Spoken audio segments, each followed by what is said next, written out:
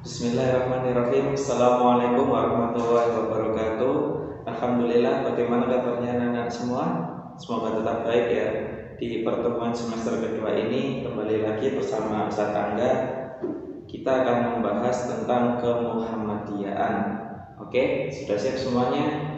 Mari kita simak materi berikut ini. Jadi kita buka halaman ke 40. Di situ ada judul tentang kewajiban pelajar Muhammadiyah.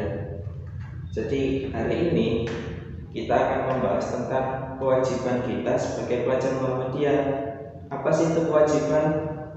Kewajiban itu sesuatu yang harus kita lakukan. Contohnya apa yang harus dilakukan? Nah, misalnya nih, kita diwajibkan karena kita sebagai orang Islam diwajibkan untuk melakukan sholat 5 waktu. Berarti kita harus melakukan sholat 5 waktu. Nah, kira-kira anak sudah sholat 5 waktu belum kalau di rumah? Ayo coba siapa yang belum? Nah, diperbaiki ya. Nah, selanjutnya, karena kita sekolah di SD Muhammadiyah, maka kita menjadi seorang pelajar Muhammadiyah. Nah, lalu apa aja sih yang harus kita lakukan sebagai kewajiban kita karena kita adalah pelajar di SD Muhammadiyah? Apa aja ya kira-kira? Mari kita simak ulasan berikut ini. Nah, lantas apa saja kewajiban kita sebagai pelajar Muhammadiyah?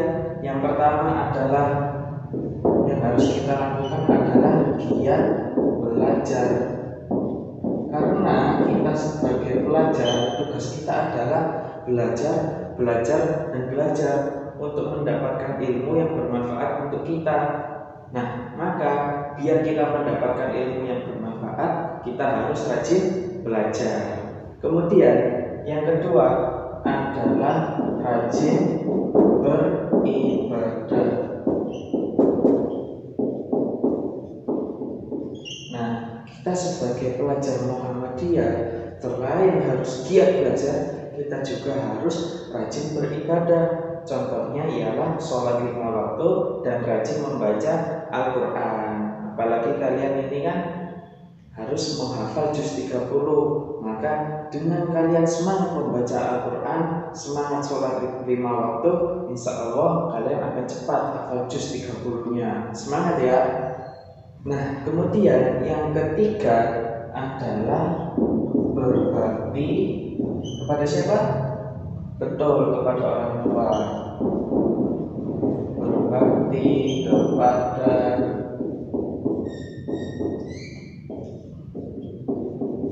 orang tua.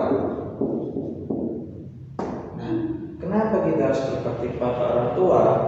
Karena orang tua yang telah melahirkan kita. Bayangkan 9 bulan kita berada di perut mereka. Kita dikandung oleh ibu kita. Bahkan ketika melahirkan, ibu kita bertaruh nyawa untuk melahirkan kita. Dan ayah kita dengan semangat mencari nafkah, mencari rezeki agar kita bisa melanjutkan kehidupan kita, agar kita bisa sekolah, agar kita bisa jajan, dan lain sebagainya. Maka setiap kali sholat usahakan kalian berdoa untuk orang tua kalian. Ada yang hafal doanya? Oke, coba kita doa bersama-sama. Allahumma ghfirli wa liwalidayya warhamhuma kama rabbayani shaghira. Nah, selanjutnya yang keempat adalah hormat kepada siapa kira-kira? Kepada guru.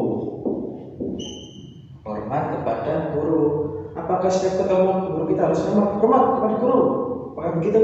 Tidak harus. Yang dimaksudkan hormat dengan guru adalah ketika guru atau ustadz-ustadzah di kelasmu menjelaskan, maka kamu menyimaknya, mendengarnya, mencatatnya, dan memperhatikannya.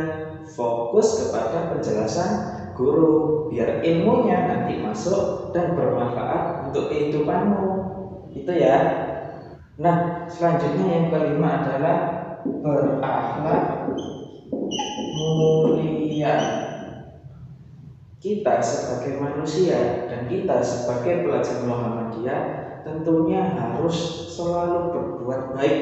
Berakhlakul mulia artinya berbuat yang baik-baik.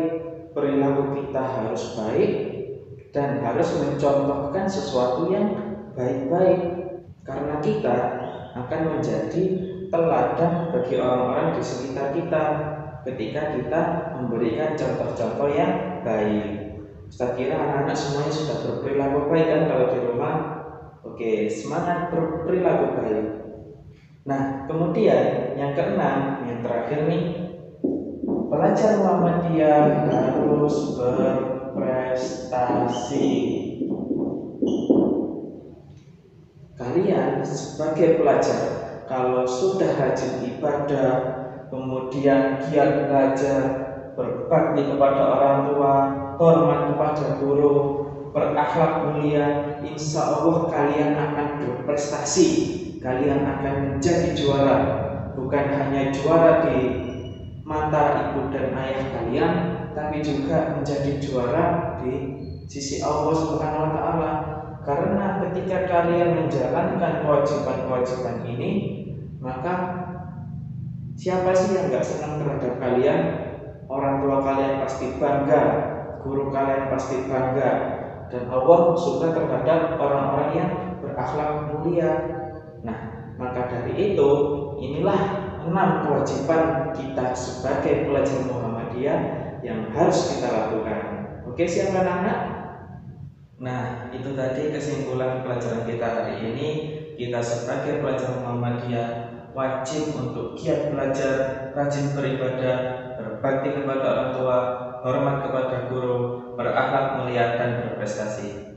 Jangan lupa tetap semangat belajar di rumah. Sekian dari Ustaz, kurang lebihnya mohon maaf. Billahi fisabilil haq, fastabiqul khairat. Assalamualaikum warahmatullahi wabarakatuh.